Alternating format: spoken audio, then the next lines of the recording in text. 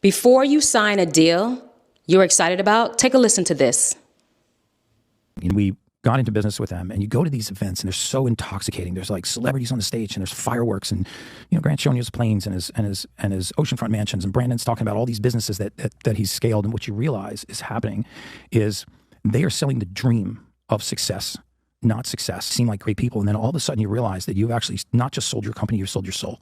I have The Ultimate Human. It's my podcast. Mm-hmm. They went out on January 4th and bought ultimatehuman.com. I have The Ultimate Human. They bought ultimatehuman.com. Look at that. See any similarity between that logo and this logo? So Brandon Dawson went out while I was his business partner in March of 2024, while we were still business partners, while Sage and I were running our podcast and feeding leads to 10X Health and boosting 10X Health. Brandon Dawson went out and bought a trademark from a doctor, a trademark called Ultimate Human Analysis. Never even told us. We found out he bought the trademark a few months later, and he goes, "Oh, I bought this trademark to protect you guys." And we're like, "Well, why would you buy an Ultimate Human trademark? I've got the Ultimate Human podcast." He goes, then on January 4th, a few weeks into our lawsuit, he bought ultimatehuman.com. And now he's starting Ultimate Human Community, the Ultimate Human. Look at the font, look at the coloring, look at the letters. It's sad because I want to go back out in the market and help people. I've got 21 more months on my non-compete, so I got to sit quiet in the United States and before I can really get back to what I love to do. So I have to go outside the United States. The ownership attorney enters the chat. What happened between Gary Brecka and Grant Cardone was something most will overlook and underestimate. Here are 3 issues that mattered and 3 questions that you need to ask yourself. Number 1, brand association was used and then circumvented. They figured out a way to do a brand confusion workaround by purchasing another brand, similar in name, that was registered for a different class, one that Gary should have locked down.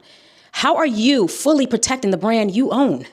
Number 2, the non-compete shut down Gary's ability to operate. Gary left, but the agreement stopped him from providing his services that he made popular in the US while they continue to build theirs.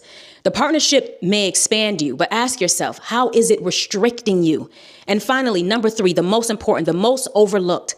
The contract terms were not favorable, but they were visible. However, the excitement hit it.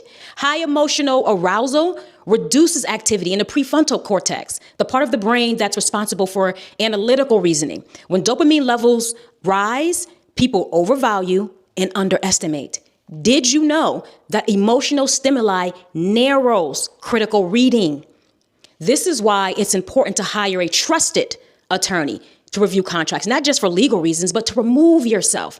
I'm sharing with you what most will never mention.